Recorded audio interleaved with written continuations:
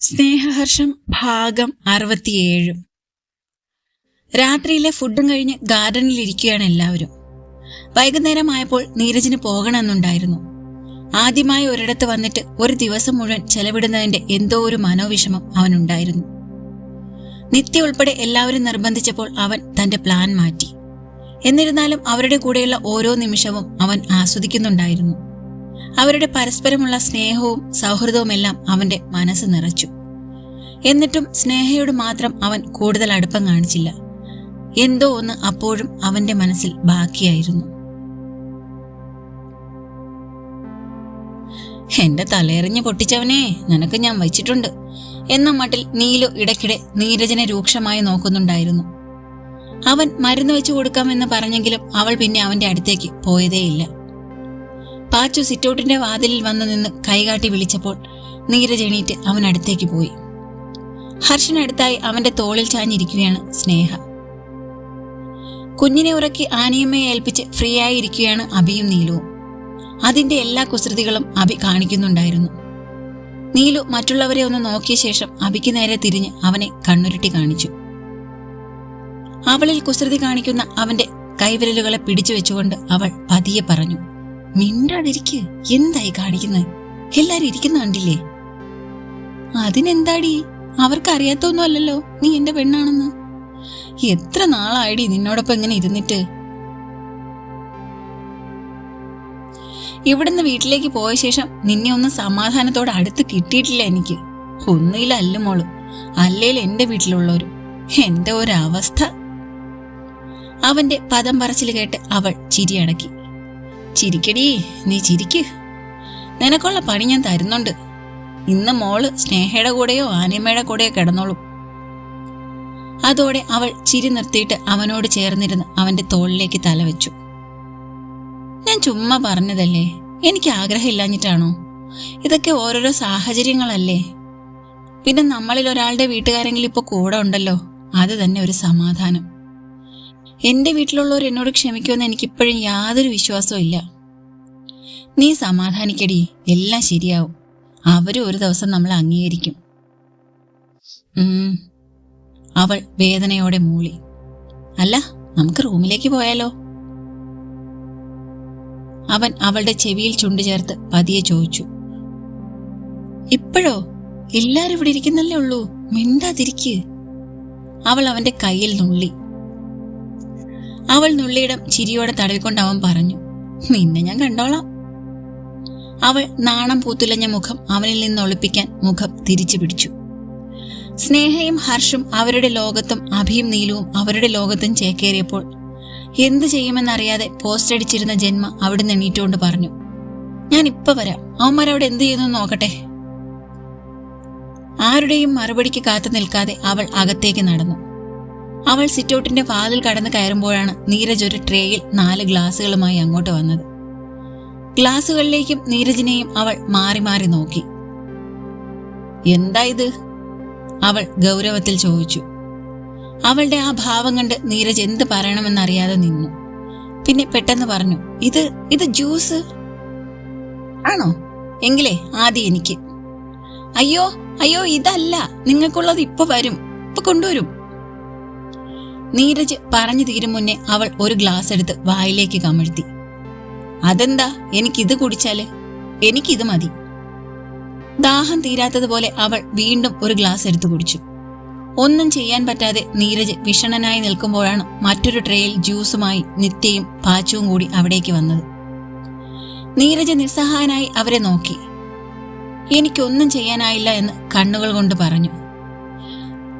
എന്റെ പടച്ചുനെ, നീ എന്തിനാടി ഇപ്പൊ ഇങ്ങോട്ട് വന്നത്? പാച്ചു അവളോട് ചൂടായി. അത് ഞാൻ നിങ്ങളെ കാണാഞ്ഞിട്ട് വന്നതാ. അതിന് നീ എന്തിനാ എന്നെ വഴക്കു പറയുന്നത്? അവൾ ചുണ്ടു കൂർപ്പിച്ച് പറഞ്ഞു. ഞങ്ങൾ അങ്ങോട്ട് വരുമല്ലായിരുന്നോ? ഈ ജ്യൂസ് എടുക്കുമല്ലായിരുന്നോ? ആ, നീയൊക്കെ എനിക്ക് തരാതെ ഒറ്റയ്ക്ക് കുടിക്കാനുള്ള പ്ലാൻ അല്ലായിരുന്നോ? അതാ ഞാൻ ഇങ്ങോട്ട് വന്നത്. ഒരു ഗ്ലാസ് കൂടിത്താ, നല്ല ടേസ്റ്റ് ഉണ്ട്. അവൾ വീണ്ടും നീരജിന് നേരെ കൈനീട്ടി. ഡീ, നീ ഇനി അത് തൊട്ടുപോകരുത്, എന്റെ സ്വഭാവം മാറും. പുറത്തേക്ക് പോടി, ഞങ്ങൾ വന്നോളാം. ഇല്ല, ഞാൻ പോവില്ല. അവൾ വാശി പോലെ പറഞ്ഞു.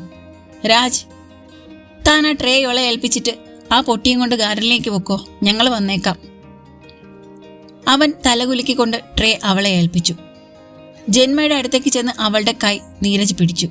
നീ വാ, നമുക്ക് അങ്ങോട്ട് പോവാം. അവർ ജ്യൂസ് കൊണ്ടുവരും, നിനക്ക് തരാതെ അവർ കുടിക്കില്ല. അവൻ പറഞ്ഞത് സമ്മതിക്കുന്ന മട്ടിൽ അവൾ അവന്റെ കൂടെ പുറത്തേക്ക് നടന്നു. നിത്യയും പാച്ചുവും മുഖാമുഖം നോക്കി. കുഴപ്പാവോ? ജ്യൂസിൽ മിക്സ് ചെയ്യണ്ടെന്ന് ഞാൻ അപ്പോഴേ പറഞ്ഞതല്ലേ. ജ്യൂസിൽ മിക്സ് ചെയ്യാതെ കുടിച്ച ഇപ്പൊ എന്തായിരുന്നു കുഴപ്പം? നിത്യ അവനോട് ചോദിച്ചു. ഹോ, മിക്കവാറും ആകും. ഞാൻ അറിഞ്ഞോ ഇവളിപ്പോ ഓടി വന്ന് അതെടുത്ത് കുടിക്കുമെന്ന്. നിന്നെ പോലെ അല്ലടി പുറത്തിരിക്കുന്ന രണ്ടെണ്ണം. അവളുമാരറിഞ്ഞാലേ വഴക്കുണ്ടാക്കാൻ ഇത് മതി. അതുകൊണ്ടാ.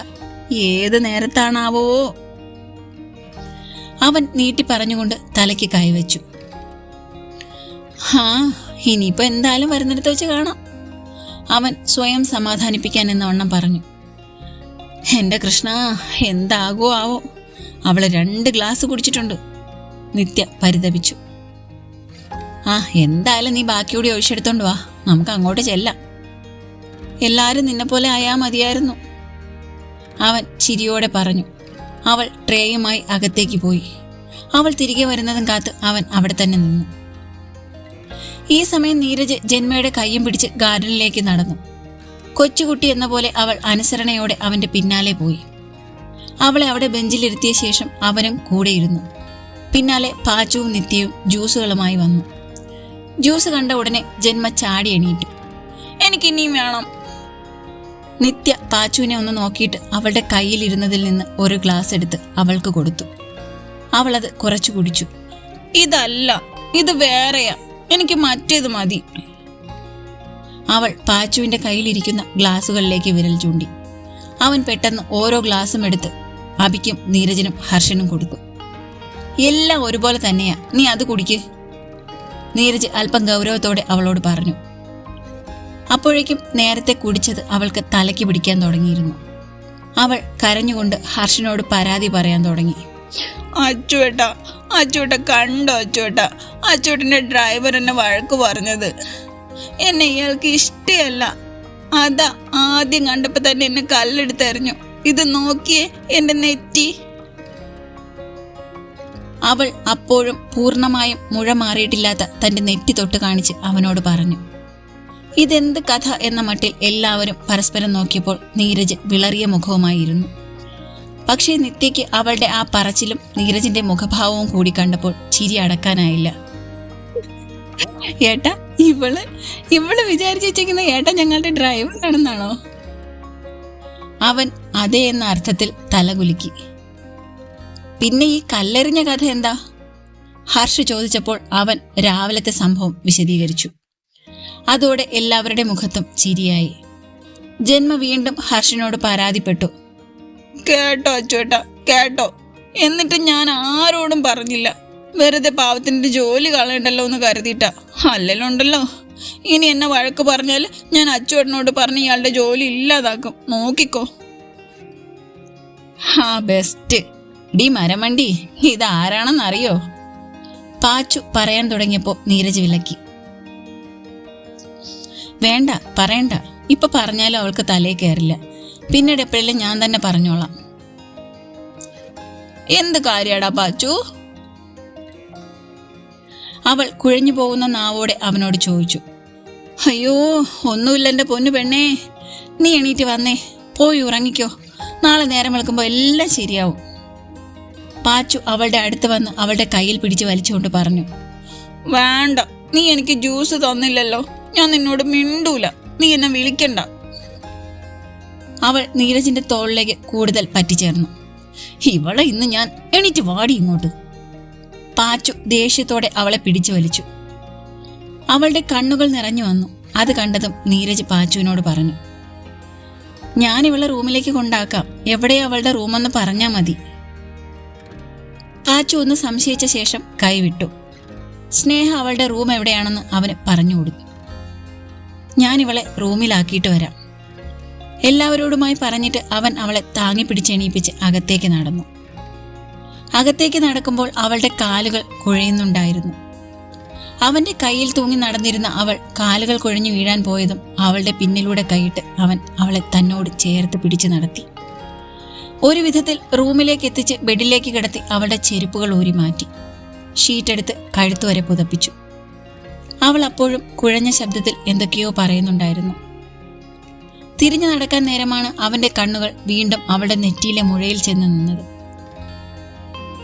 അവൻ അവളുടെ അടുത്തിരുന്ന് നെറ്റിയിൽ മൃദുവായി തടവി.